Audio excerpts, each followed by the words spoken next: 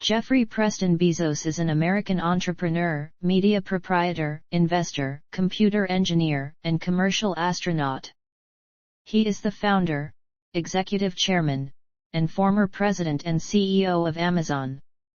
With a net worth of $114.5 billion as of November 2022, Bezos is the fourth wealthiest person in the world and was the wealthiest from 2017 to 2021 according to both Bloomberg's Billionaires Index and Forbes. Born in Albuquerque and raised in Houston and Miami, Bezos graduated from Princeton University in 1986. He holds a degree in electrical engineering and computer science. He worked on Wall Street in a variety of related fields from 1986 to early 1994. Bezos founded Amazon in late 1994 on a road trip from New York City to Seattle.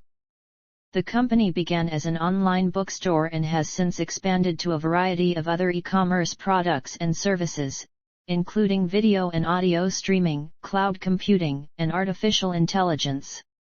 It is currently the world's largest online sales company, the largest internet company by revenue, and the largest provider of virtual assistants and cloud infrastructure services through its Amazon Web Services branch. Bezos founded the aerospace manufacturer and suborbital spaceflight services company Blue Origin in 2000. Blue Origin's New Shepard vehicle reached space in 2015 and afterwards successfully landed back on Earth.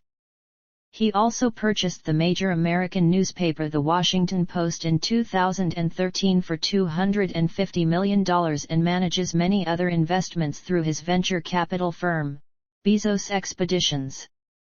In September 2021, Bezos co-founded biotechnology company Altos Labs with Mail.ru founder Yuri Milner. The first centibillionaire on the Forbes Wealth Index, Bezos was named the richest man in modern history after his net worth increased to $150 billion in July 2018.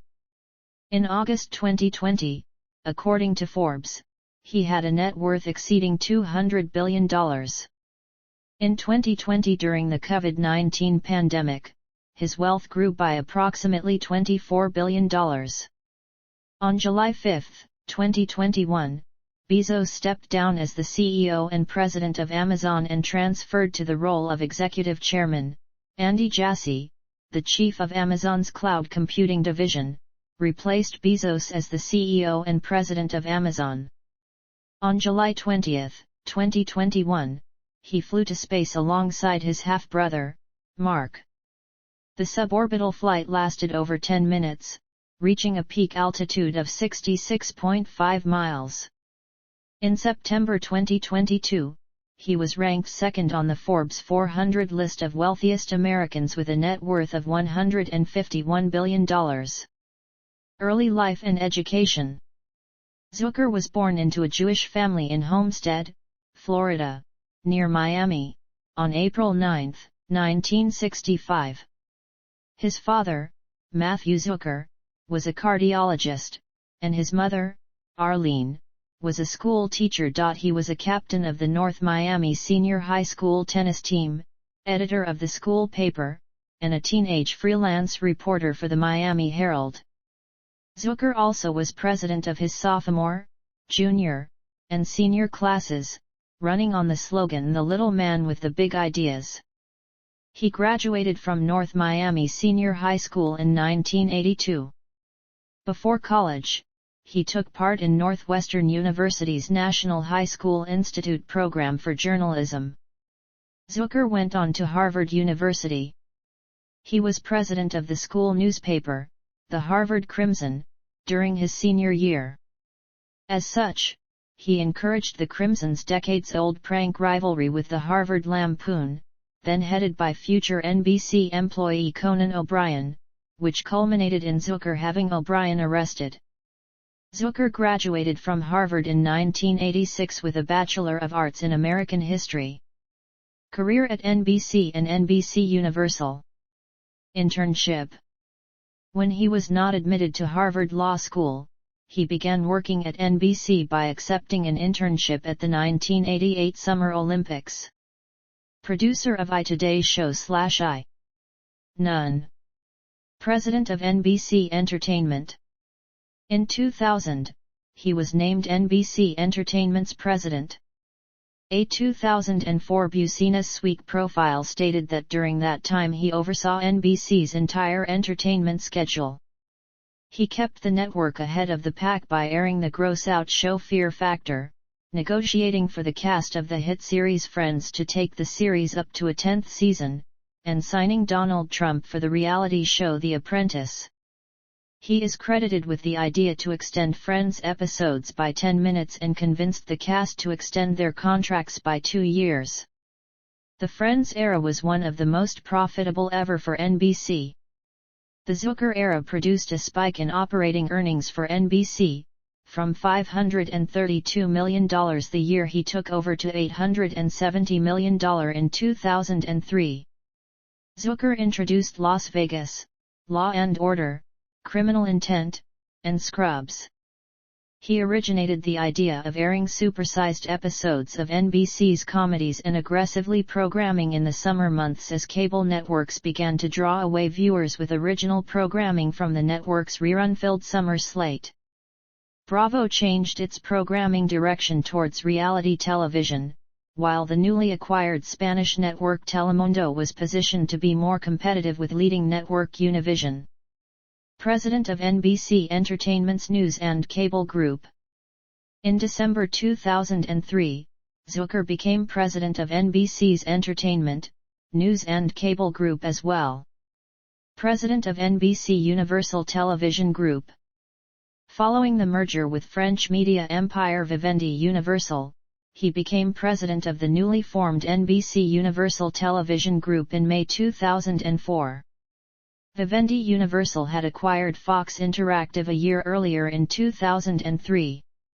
During Zucker's tenure, shows that he championed such as Father of the Pride and the Friends spin-off Joey were considered failures. Chief Executive Officer of NBC Universal Television Group.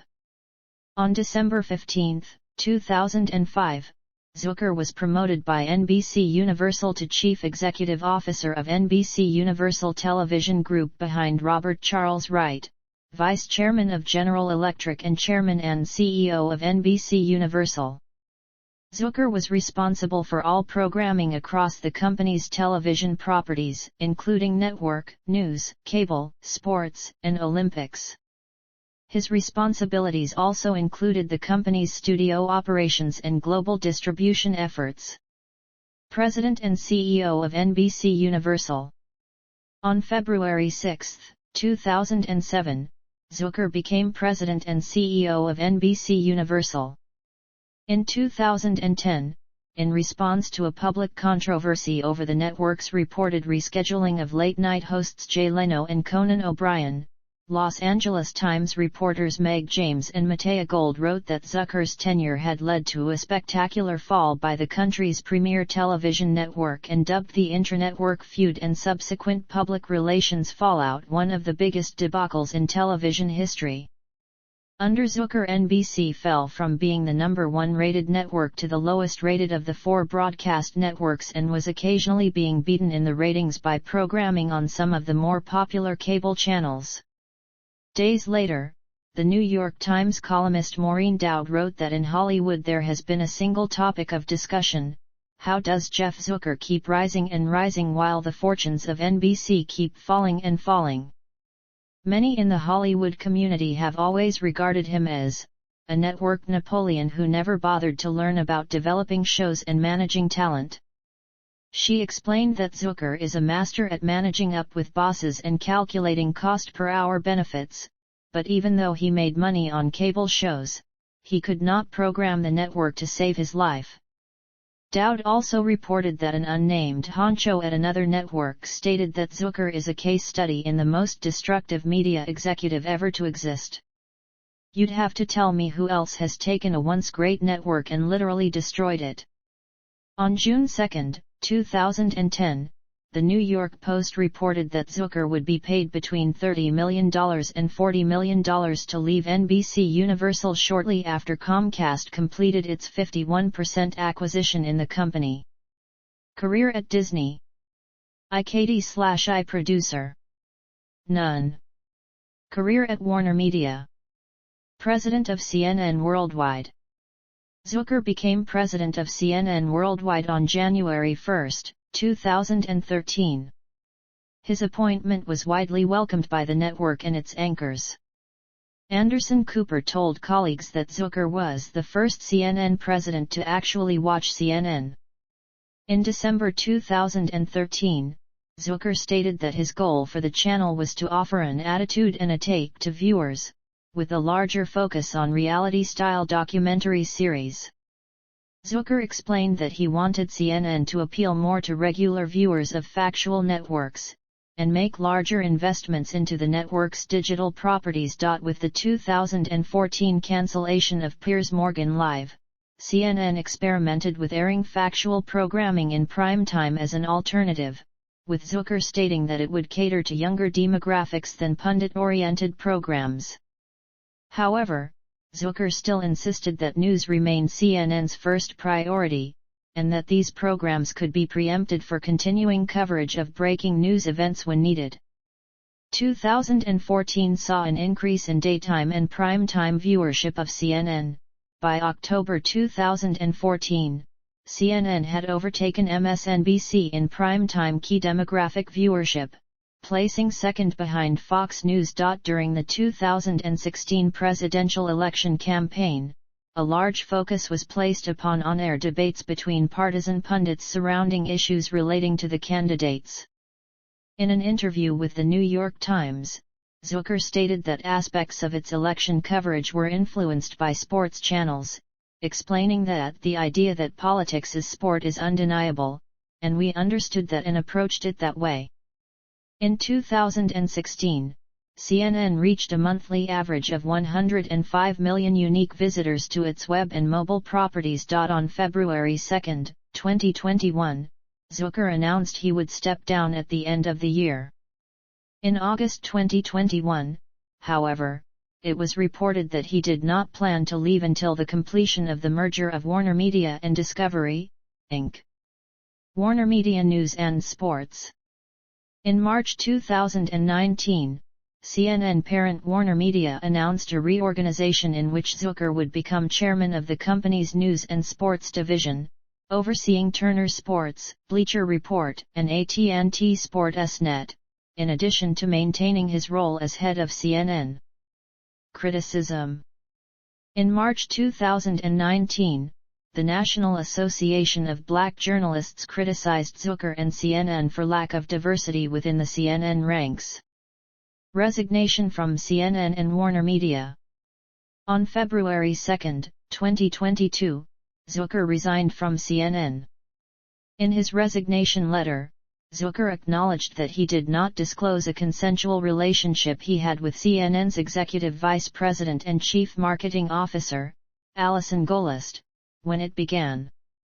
The relationship was made public in early January 2022 during the network's investigation into Chris Cuomo. Following his resignation from CNN, Zucker also resigned from his position as chief of Warner Media News and Sports.